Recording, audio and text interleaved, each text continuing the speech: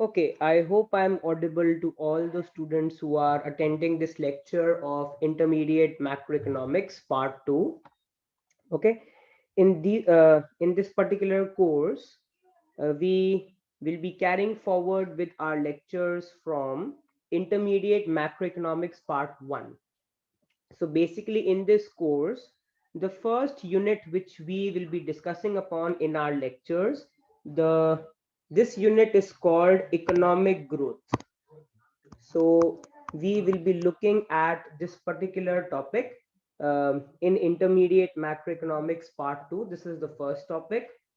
Okay, and basically in this topic we will be doing various economic models which will talk about economic growth. Okay, so the first model which we will be focusing upon within economic growth, this is called as the Harrod-Domer model. Okay, this is the first model within economic growth called the Harrod-Domer model. Okay, so let's start with the underlying theory and the assumptions behind the model, and then we will see how this model helps us to identify the economic growth in the economy.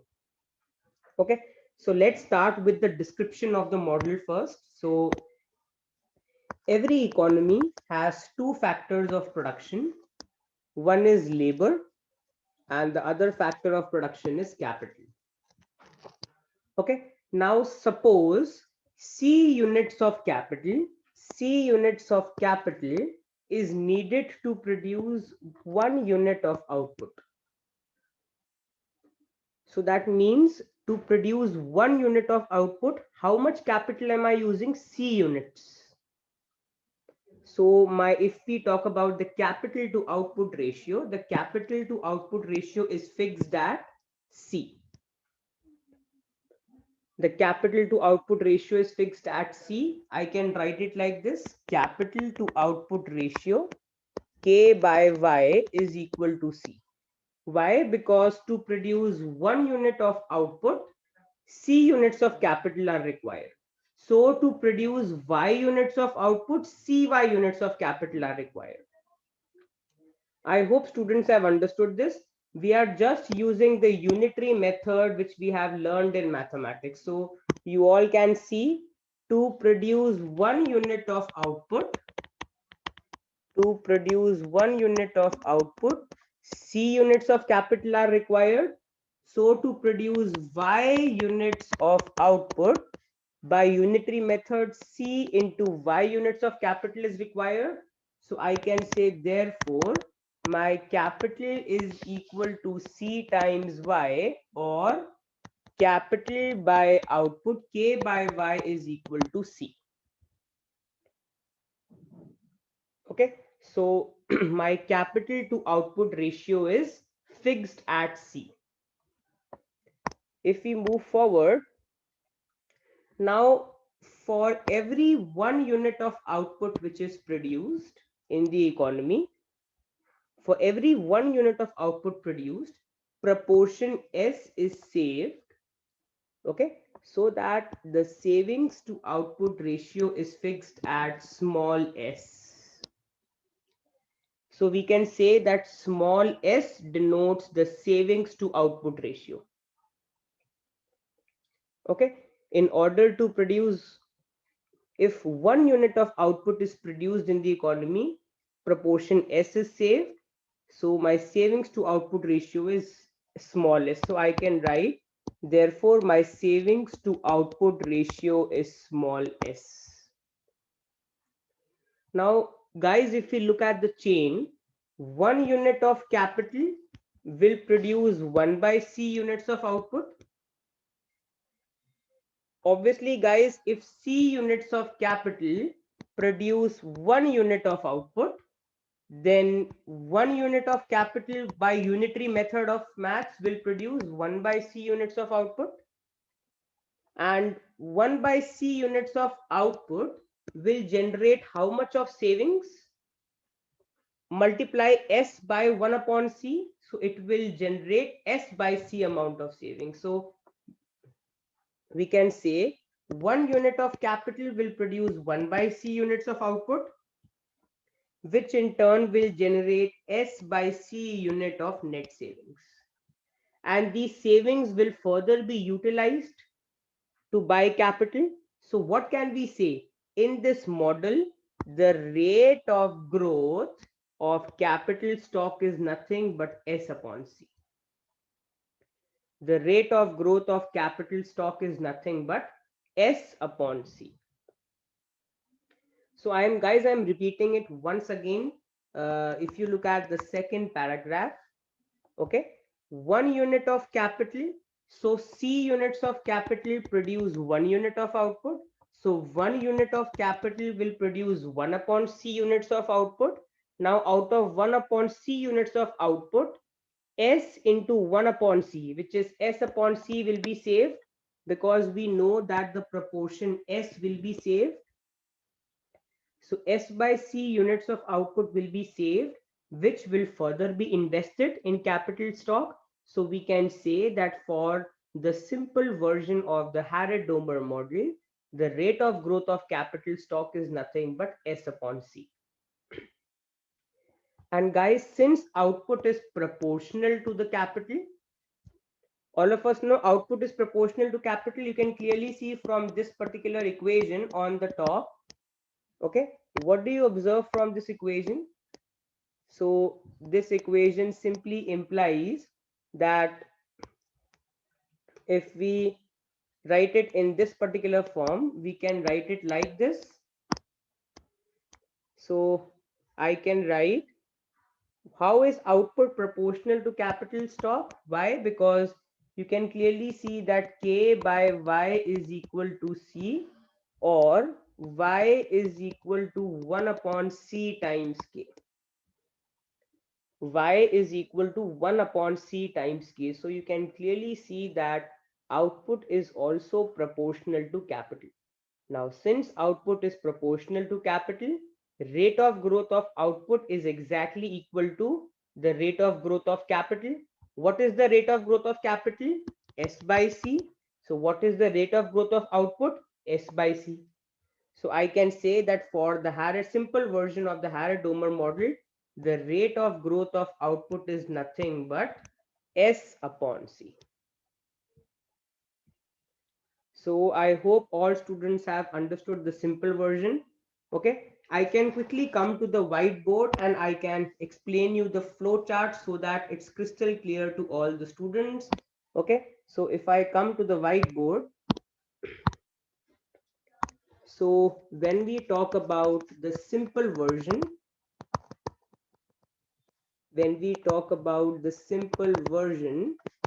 of the Harrod-Domer model,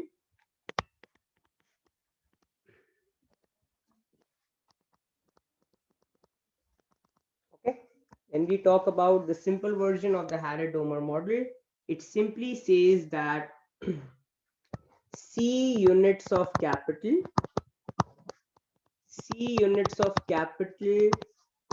produce 1 unit of output. Okay, so therefore by unitary method, 1 unit of capital will produce 1 upon C unit of output. And guys, out of 1 upon C unit of output, proportion S will be saved.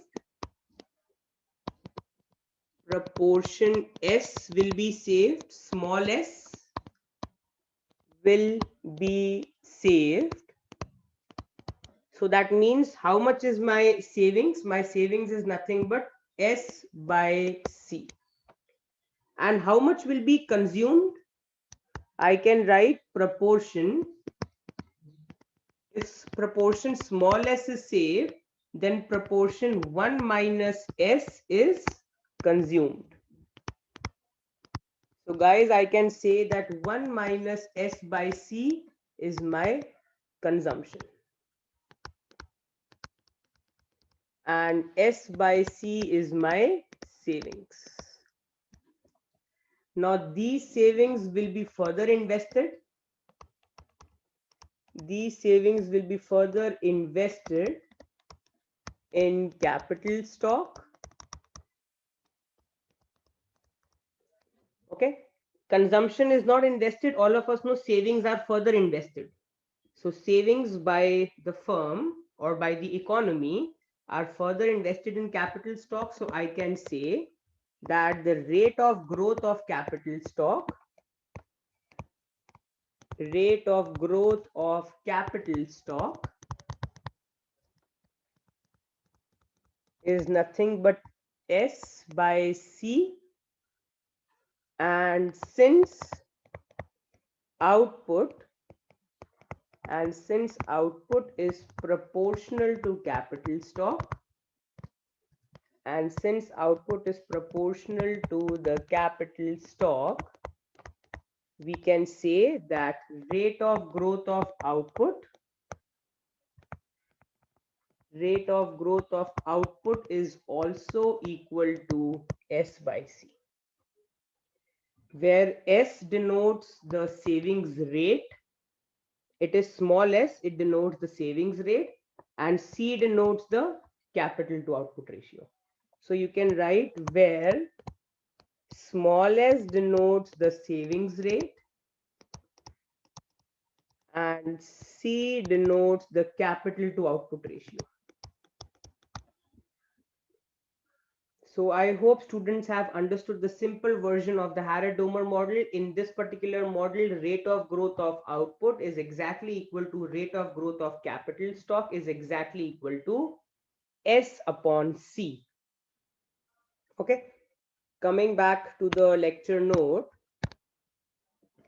Now you can clearly see on your screens that I have drawn the chain also in the lecture note.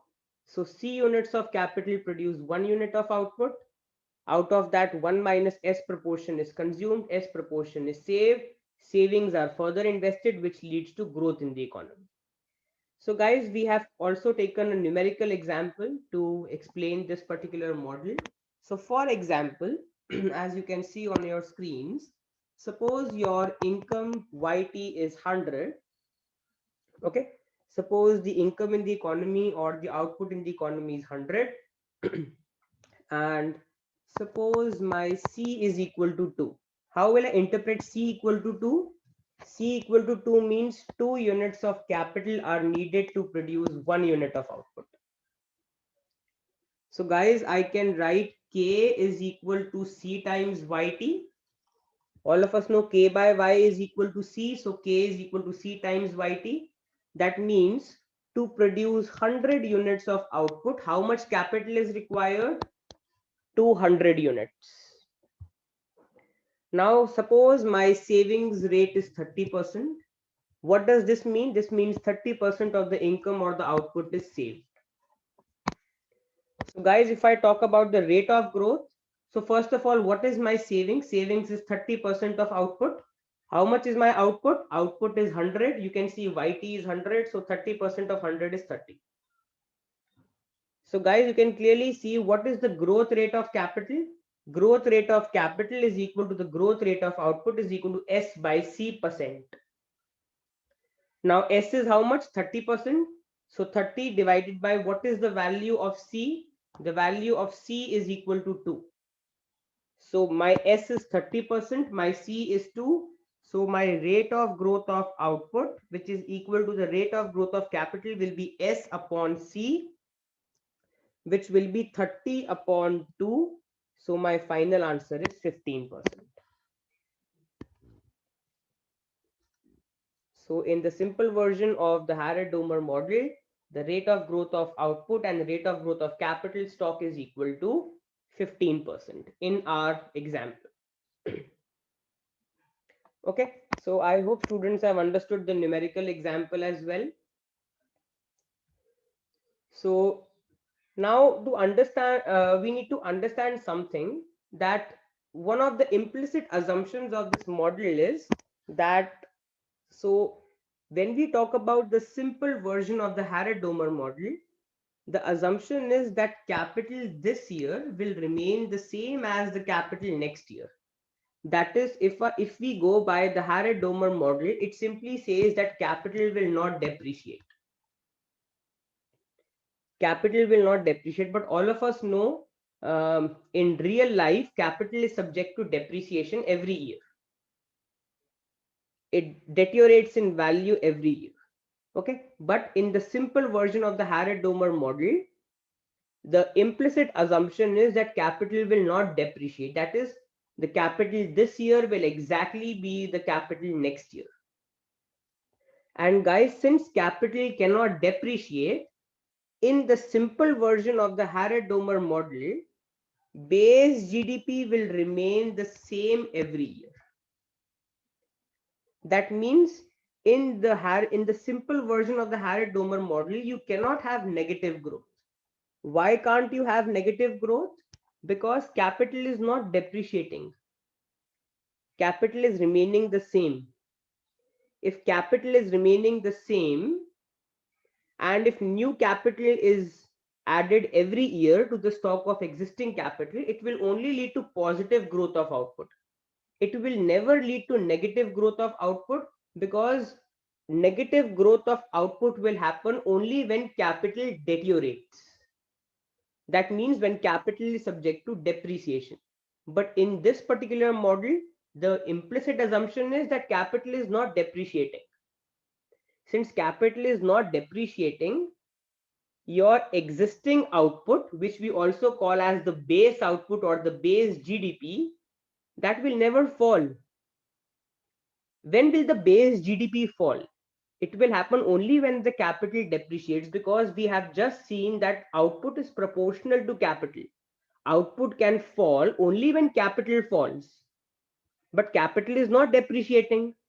If capital is not depreciating, will output fall? Not possible. So can we have negative growth rate? Not possible. That means in the simple version of the Harrod-Domer model, there will be no negative growth rate. Another way of saying it is that the base GDP will always remain the same every year. The base GDP will never fall because capital is not depreciating as per this model. Okay, so guys, let's move forward. Let's talk about the limitations of the simple version of the model. So we need to understand why we need a better model than this model. The model which we had done just now was the simple version. Now, what is the limitation of this model which allows us to explore another model which is better than this model? Okay, so one of the major limitations of the simple Harrod-Domer model is that it assumes that investment is determined entirely by planned savings, and there is no independent investment function which is based on expectations of the future. So guys, we need to understand that when we talk about investment, now the simple version of the Harrod-Domer model assumes what? It assumes whatever is saved will be exactly invested.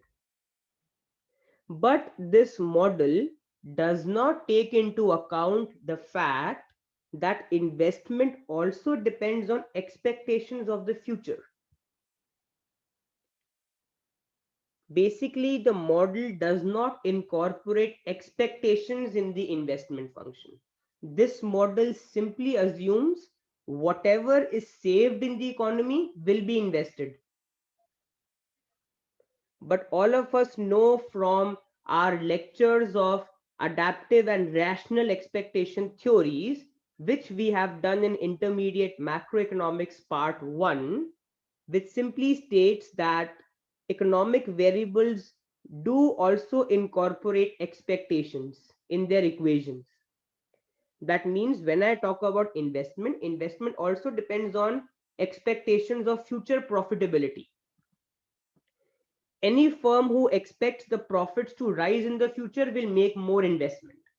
Any firm which expects the profits to drop in the future will lower the investment. So investment not only depends on planned savings, investment also depends on expectations of future economic variables. Unfortunately, the simple Harrod-Domer model does not take into account the expectation. It only assumes that whatever is saved will be invested. Okay, so that is why we focus on the next model now. That is why we focus on the next model of Harrod-Domer. So this is another modified version of the Harrod-Domer model. Now you will see that this version will remove the limitation of the simple version. But you will see that this model will also give you the same economic growth as the initial model. Okay, so this is also called the accelerator model. So all of you should be familiar with this model is also called the accelerator model. Accelerator model. Okay, so guys, first of all, let's look at the description of this model. So this version of the Harrod-Domer model tells us that the capital to output ratio, which we used to call as C, which is treated as an accelerator. So in this model, the capital to output ratio C is called the accelerator. And investment IT in period T will equal C times the expected additional flow of output. So I will be showing it the whole thing to you mathematically also. But there are two things in this model. First is called the accelerator. Accelerator is nothing but the capital to output ratio. Second thing, investment in period T will exactly be equal to the accelerator, which is C times the expected additional flow of output. Now we need to understand what is meant by expected additional flow of output. So you can see the next paragraph on your screen. So expected additional flow of output is the difference between two things: expected demand for output in period T, which is xt, and actual output in the last period, which is yt minus 1. So guys, whenever we write y, it means actual in this particular model, and whenever we write x, it means expected. So xt denotes expected demand for output in period T. Yt minus 1 denotes actual demand for output in period T minus 1. That means my expected additional flow of output is nothing but xt minus yt minus 1. It means in the last period, my actual output was yt minus 1.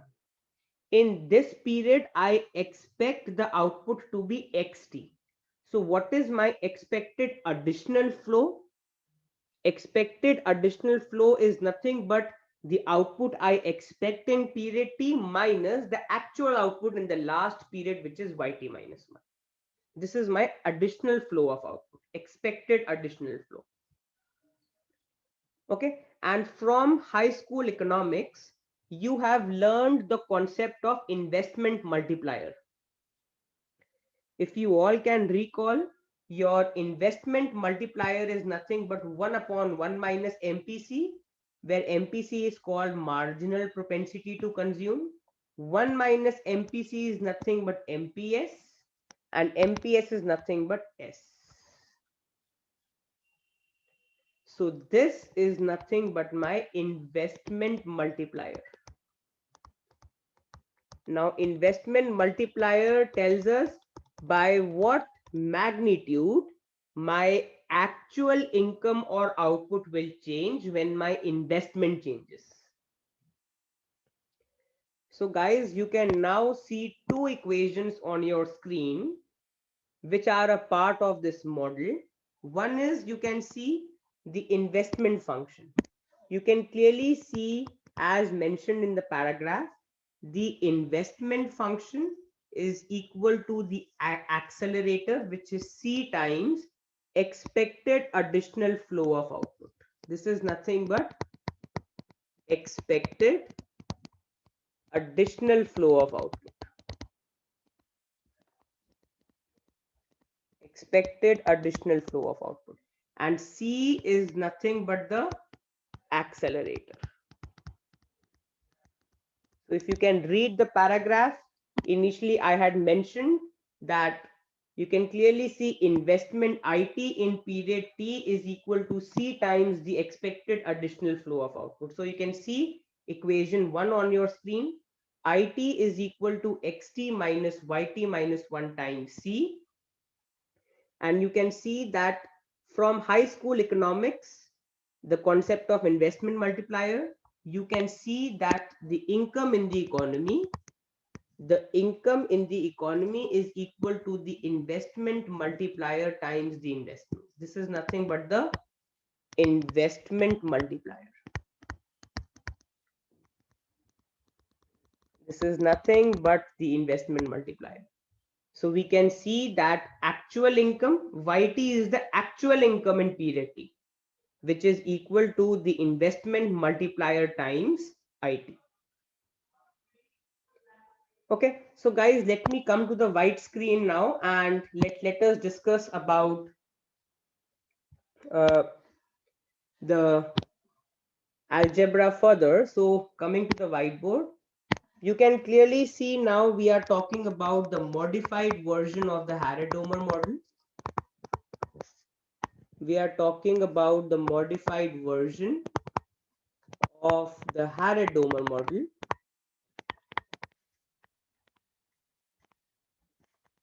And I am writing for all of you the two equations which we have just done.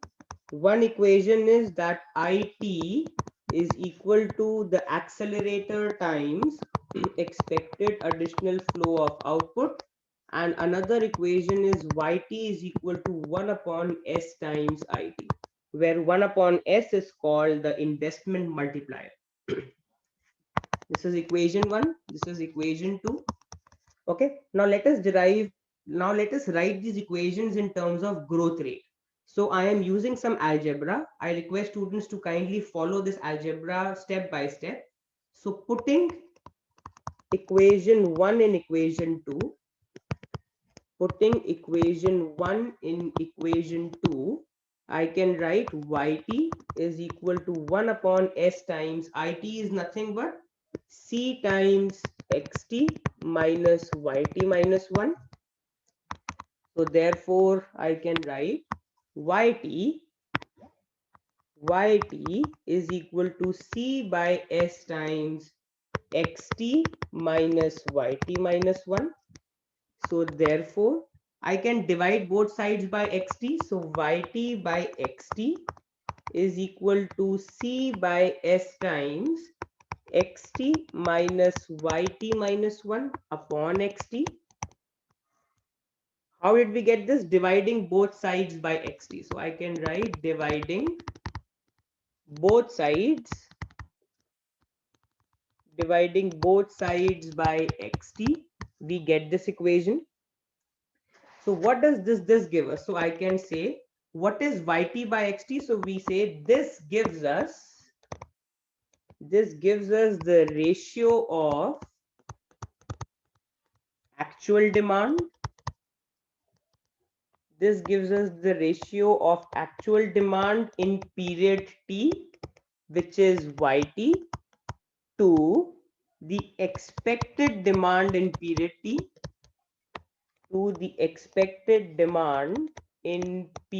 T, which is XT. Because guys, YT by XT is what?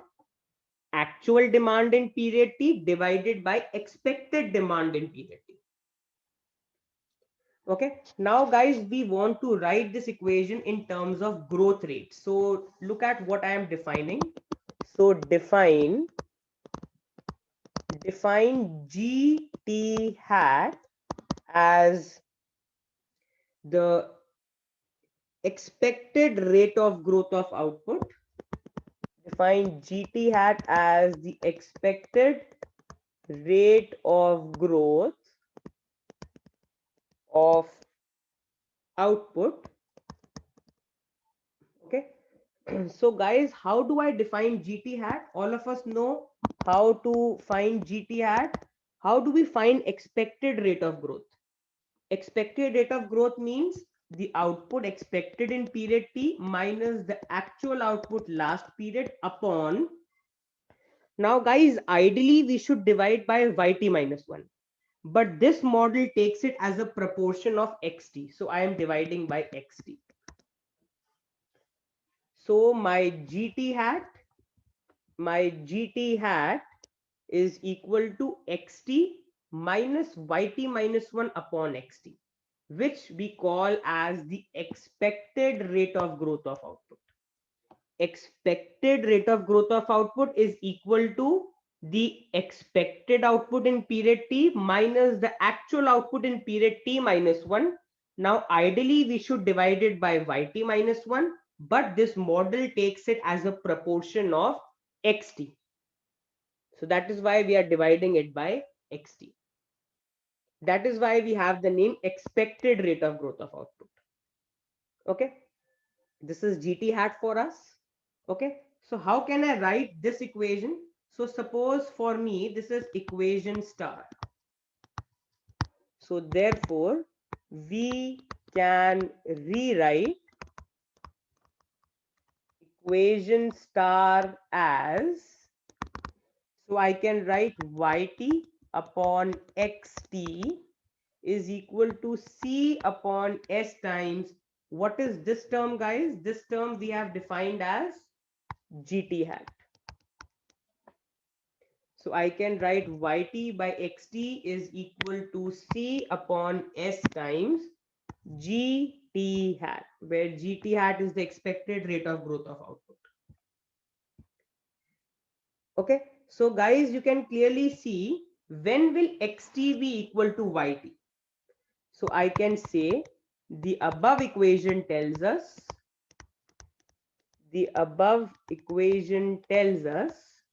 that YT will be equal to XT if and only if GT hat is equal to S by C. And this is called the warranted rate of growth.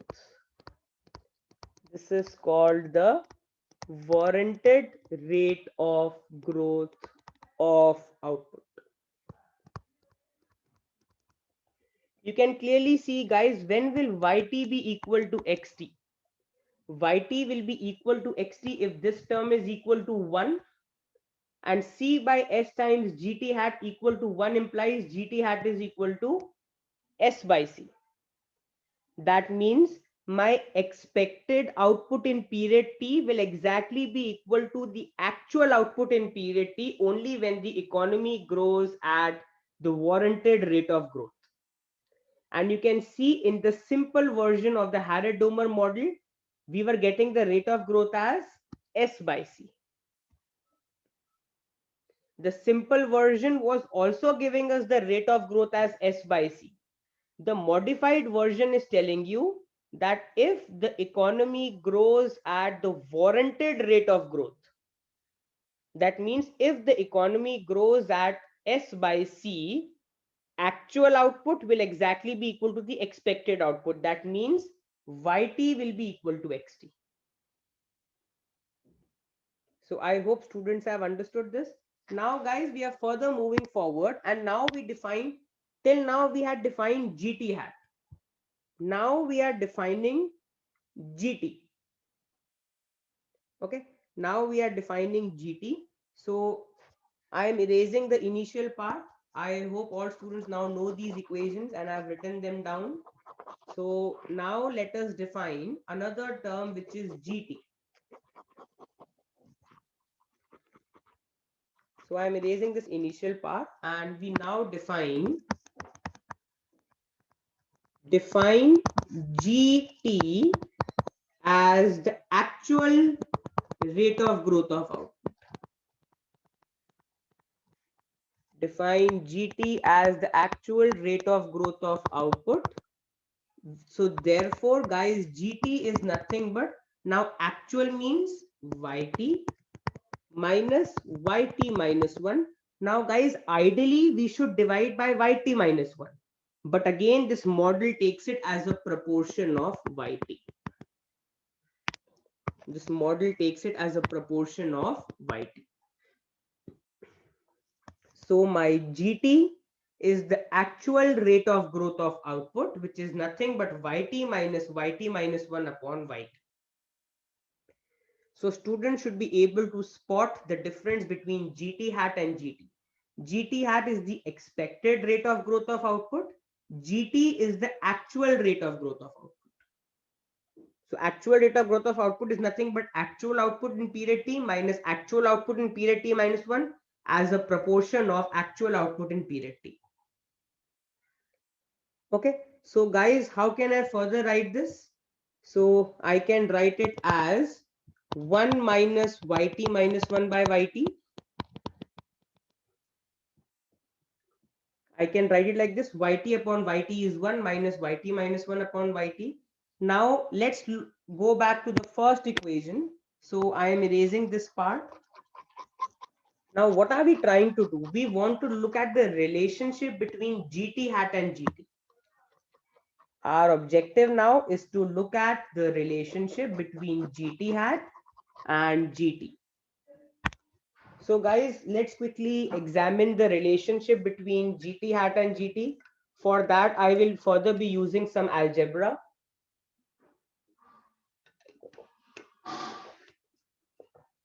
Okay, so as you can see on your screens, if you recall equation 1, so from equation 1, what was the equation, guys? The equation was IT is equal to C times xt minus yt minus 1. So therefore IT is equal to C times xt minus C times yt minus 1. So I can write it like this: C times yt minus 1 is equal to cxt minus it. Okay, therefore yt minus 1 is equal to cxt minus it upon c, which I can write as xt minus it divided by c. So guys, yt minus 1 I can write as xt minus it by c. Okay, now all of you can recall recall the result we have just derived, that yt by xt. Now yt by xt is equal to c by s times gt hat. Recall this equation, guys. Yt by xt is equal to c by s times gt hat. So guys, what will xt be? So I can write, therefore xt will be yt upon c by s times gt hat. I can write it like this. And what is it, guys? Investment is what? Investment is nothing but s times yt. All of us know what is our s. S is nothing but the save. S is nothing but my marginal propensity to save. Okay, so it's nothing but the savings rate. So I can write it is equal to s times yt. Okay, so now we are going to put this value and this value in this equation. So this is what we are going to do now. So I am again repeating it. We started with the investment function. We wrote it like this. We further wrote it like this. We wrote yt minus 1 like this. Now from this equation, from this particular equation, yt by xt is equal to c by s times gt hat. So my xt comes out as yt upon c by s times gt hat, and my it is equal to s times yt. Now I put both these values in this particular equation. So I'm erasing the right hand side to solve this up further. I'm erasing the right hand side and let's see what do we get. So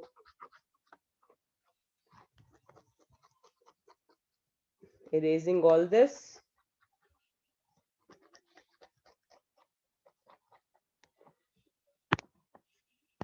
Okay, so if we further see this, guys, let's see what do we get. So therefore yt minus 1 is equal to xt is what?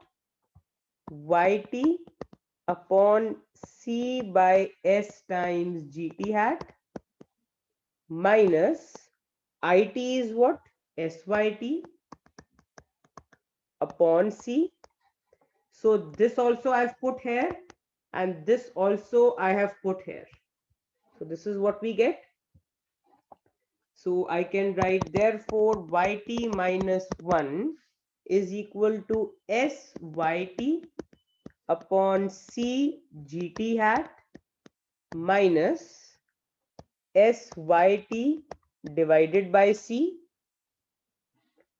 So therefore yt minus 1 we can write as, okay, so what can we take common? I can take syt upon c as common. So we get 1 upon gt hat minus 1. In this I can now take LCM. So syt upon c is equal to 1 minus gt hat upon gt hat. I can write it like this, guys. Okay. Now, what was this equation? You can see on the top. Gt is equal to 1 minus yt minus 1 by yt. So guys, from this equation, if I take yt in the denominator, yt minus 1 by yt is equal to s by c times 1 minus gt hat upon gt hat. This equation I can write like this. And now I will be putting this value here. Okay, so see what we are doing. So I am erasing the some of the terms on the left hand side and I'm further solving this up. Erasing the terms on the left hand side and further solving this up. Let's see what do we get. Okay, so erasing all this. Now putting the value of yt minus 1 upon yt in the above expression, putting the value of yt minus 1 by yt in the above expression, gt is equal to 1 minus yt minus 1 by yt is nothing but s by c times 1 minus gt hat upon gt hat. Okay, so this is the main equation. This gives us the relationship between gt and gt hat. So this gives us the relation between gt and gt hat. Okay, and guys, let's look at the observations now. Observations from the above equation. Okay, if now understand this, guys, if my expected rate of growth of output exactly equals the warranted rate of growth of output, then this will imply that actual rate of growth of output will exactly be equal to the expected rate of growth of output. Now you can do one thing, put gt hat equal to s by c in this expression. You will exactly get gt equal to gt hat. If you want me to show it, I can quickly show it to you on the screen. I am erasing everything on the right hand side. Okay, so I am erasing everything on the right hand side and I'm showing to you what we get when we put gt hat equal to s by c. So you can clearly see putting GT hat equal to S by C. Let me call this as equation star. In star, what do we get? GT is equal to 1 minus S by C times 1 minus S by C divided by S by C. This is 1 minus S by C times C minus S by C into C by S. This cancels out. So 1 minus S by C times C minus S by S. This also cancels out. So I get, if I solve this, I get nothing but S by C. So if GT hat is equal to S by C, then GT will also be equal to S by C. So I can say that GT will exactly be equal to GT hat. What does this mean? This means that if the investors anticipate the output to grow exactly at the warranted rate of growth of output, then the actual will be equal to the expected rate of growth of output. I again repeat, if the investors expect the output to grow at the warranted rate of growth, S by C, then the actual rate of growth of output will exactly be equal to the warranted rate of growth of output. The second observation, guys, if the investors expect the output to grow at more than the warranted rate of growth of output, then the actual will grow even more than the warranted rate of growth of output. Now, guys, to understand that, you can use simple math. So I am erasing the right hand side and I can show it to you on the right hand side. Very simple. It just involves use of very simple mathematical logic. Okay, so I can write it like this. Okay, so it is as follows, that if I can write GT as 1 minus S upon C times 1 upon GT hat minus 1. Now, guys, this expression I can write like this: 1 upon GT hat minus 1. Now, if GT hat is more than S by C, you can clearly see GT hat is in the denominator. If the denominator becomes large, this whole term, if the denominator becomes large, this whole term becomes small. And if this whole term becomes small, GT becomes large because GT is 1 minus this term. So guys, it's like saying, suppose GT is equal to 1 minus 0.5. Now, if 0.5 falls to 0.2, answer for this is 0.5, answer for this is 0.8.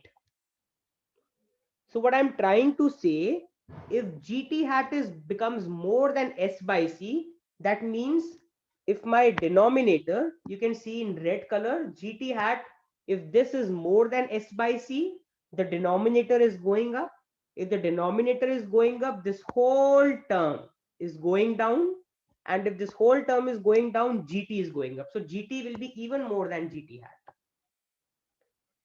If I say this in words, if the investors expect the output to grow at more than the warranted rate of growth of output, then the actual rate of growth of output will be even beyond the warranted rate of growth of output, will be even beyond the expected rate of growth of output.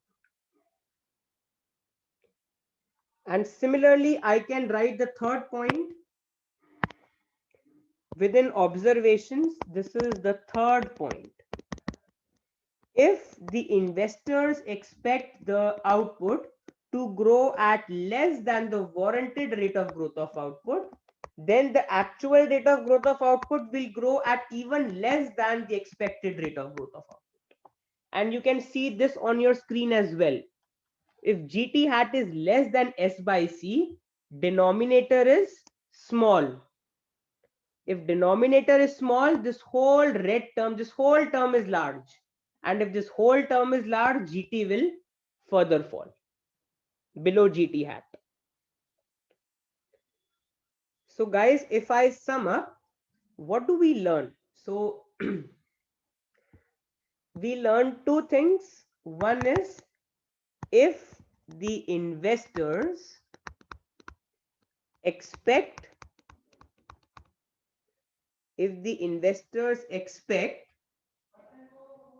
the growth to be more than the investors expect the growth to be more than the warranted rate of growth, then the actual rate of growth will be more than the expected rate of growth. This is the second observation. And if the investors expect growth to be less than the warranted rate of growth, then the actual rate of growth will be even less than the expected rate of growth. Now guys, warranted rate of growth here means S by C. If the investors expect the growth to be greater than the warranted rate of growth, actual will be more than the expected. And if the investors expect the rate of growth to be less than the warranted rate of growth, actual rate of growth will be even less than the expected rate of growth. And the first observation, if the investors expect the rate of growth to be exactly equal to the warranted rate of growth, actual rate of growth will exactly be equal to the expected rate of growth. So I hope all students have understood this. I can explain this to you quickly using an example. So if we take an example, numerical example to understand the above observation. Numerical example to understand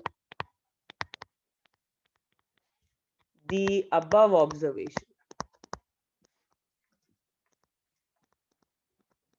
So guys, if we look at a numerical example,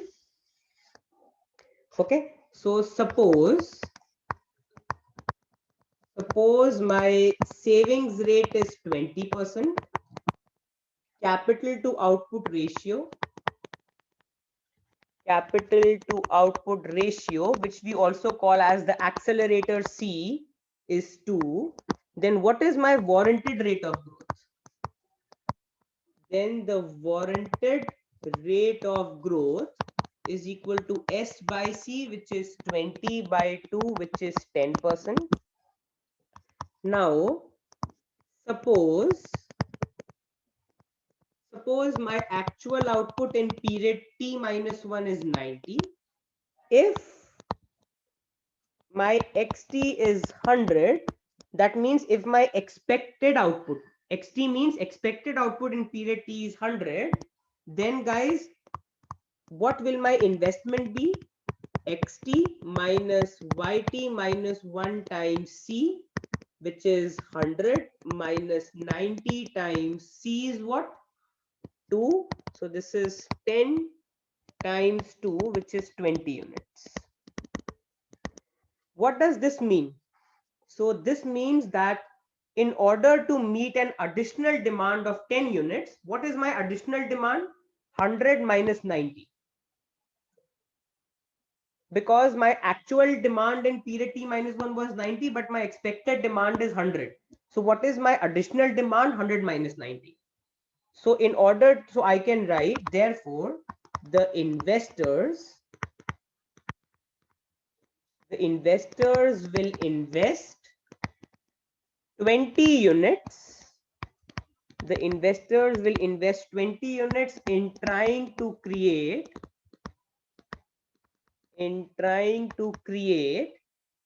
capacity for an additional 10 units of demand. For an additional 10 units of demand. The investor will invest 20 units in trying to create capacity for an additional 10 units of demand, which is 100 minus 90. Now guys, you can clearly see, okay, so You can clearly see. Let me take an example now. Suppose now guys, observe this before doing it. Let me calculate GT and GT hat for you. So in this case, guys, when the investor is expecting 100 units of demand, if the investor is expecting 100 units of demand in period T, what is my GT? So first of all, let's calculate GT hat. GT hat is XT minus YT minus 1 upon XT. Okay, so XT is how much? 100 minus YT minus 1 is how much? YT minus 1 is 90 upon XT is 100. Okay, so to convert it into percentage, I multiply by 100. So this is 10 by 100 into 100, which is 10. You can see the warranted rate of growth of output is also 10%. GT hat is equal to 10. Now, if I calculate GT, now guys, what is GT? GT is equal to YT minus 1 by YT. Now guys, first of all, we need to calculate YT. What is YT? 1 upon S times IT. Okay, this is 1 upon, what is S? 20%, which means 0.2 times IT is how much? 20. So 20 upon 0.2 is how much, guys? 100. So my YT is 100.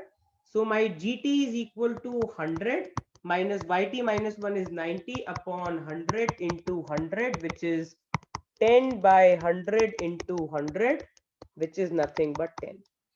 So guys, what do you see?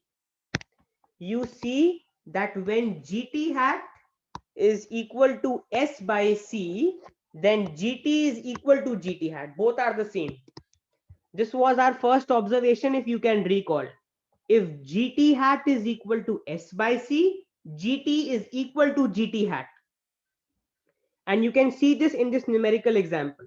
What is S by C? The warranted rate of growth, which was 10%. Investors were expecting the demand of 100 units in the future. So my GT hat is 10. You can see my GT hat is equal to S by C. Now, if I calculate GT, that is also coming out as 10. So GT is equal to GT hat. But now, guys, let's take another case. Let's take another case. Suppose I remove 100. Suppose investors do not expect a demand of 100. Suppose it's as follows, guys. So I'm erasing all the irrelevant stuff first. And then I take the next case. So suppose investors expect a demand of 101. Suppose XT is 101. Suppose investors expect the demand to be 101 units in period T. So now, guys, what will my investment be? 101 minus 90 times 2, which is 11 times 2, which is 11 times 2, and 11 times 2 is 22 units. That means to meet an additional demand of 11 units, 101 minus 90, how much investment has to be made? 22 units of investment has to be made. Now, guys, can I calculate GT hat? GT hat is what? XT minus YT minus 1 by XT. XT now is 101 minus YT minus 1 is 90 upon 101. To answer in percentage, we multiply by 100. So what do we get? So we get 101 minus 90 is 11. 11 into 100 is 1100 divided by 101. So it comes out as 10.89%. So guys, now you can see that your GT hat is greater than the warranted rate of growth. What was the warranted rate of growth? 10%. So guys, if I now calculate GT, to calculate GT, first of all, we need to find out YT. YT is 1 upon S times IT. 1 upon S is nothing but 20%, which is 0.2. And IT is nothing but 22. So 22 divided by 0.2 is 110. So my YT now is 110. Okay. My YT now has come out as 110 in this case. So GT will be 110 minus YT minus 1 is 90 upon YT 110 to calculate into percentage, multiply by 100. So 110 minus 90 is 20. 20 into 100 is 2000 divided by 110. So it comes out as 18.18%. So clearly, what do you observe? Clearly, when GT hat is greater than S by C, you can see this is GT hat, this is S by C. You can see that GT is further greater than GT hat. You can see that 18.18% is greater than 10.89%. So I hope students have understood this numerical. Similarly, guys, you can try at home. Try at home. So take it as 99. Take it as 99 and try this case at home.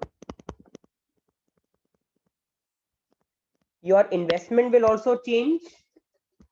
Okay. Your actual output will also change. You can calculate YT yourself. Okay. Your GT and GT hat will also change. And what will you observe? You will now observe when you take XT as 99, you will now observe what? You will now observe that GT hat will come out to be less than S by C. And if you go on to calculate GT, GT will come out as even less than GT hat. So try this case at home yourself and check it.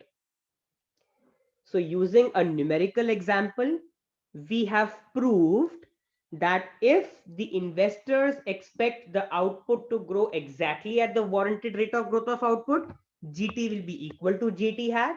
If the investors expect the output to grow at more than the warranted rate of growth of output, GT will be even more than GT hat. And if the investors expect the output to grow at below the warranted rate of growth of output, GT will be even below GT hat. We have proved this result using this numerical example. Okay, and guys, then the last equation. So if you all can recall, we had done the concept of adaptive expectations in our intermediate macroeconomics part 1 lecture. So you can clearly see that there is some instability in the Harrod-Domer model. Why? Because if we use adaptive expectations, so expectations of GT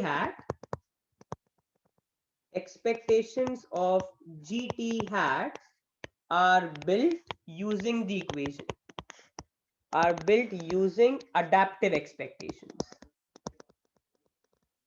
Now guys, if you all can recall the adaptive expectations lecture from intermediate macroeconomics part 1, GT hat, expected rate of growth of output in period T, is equal to expected rate of growth of output in period T minus 1 plus lambda times the mistake you made last year. What was the mistake you made last year? You were expecting the output to grow at GT minus 1 hat, but actually the growth rate of output was GT minus 1, where lambda is greater than 0. So this is how Harrod-Domer model forms expectations for GT hat. So the modified version of the Harrod-Domer model relies on adaptive expectations to form expectations of the expected rate of growth of output. So you can see it's a highly unstable system because we know the limitations of adaptive expectations from our lectures on intermediate macroeconomics part 1. Okay, adaptive expectation purely relies on the past values of the economic variable. It does not take into account the other relevant economic variables which might affect our expectations of the concerned economic variable. Okay, so I hope all students have understood the lecture on Harrod-Domer model. Okay, so guys, this is where I stop in this particular lecture. The access for the lecture note and this lecture video will be given to all the students. Okay, so I hope all students have enjoyed this lecture. Any doubt you have regarding this lecture, you can unmute your mics and ask, or you can call up, or you can mail me your doubts at divineschoolofeconomics@gmail.com. In the next lecture of Intermediate Macroeconomics Part 2, we will be discussing a very important model within economic growth called the Solo model. It's a very important model in our course. So I will be starting this model in the next lecture of Intermediate Macroeconomics Part 2. So this is where I stop in this lecture.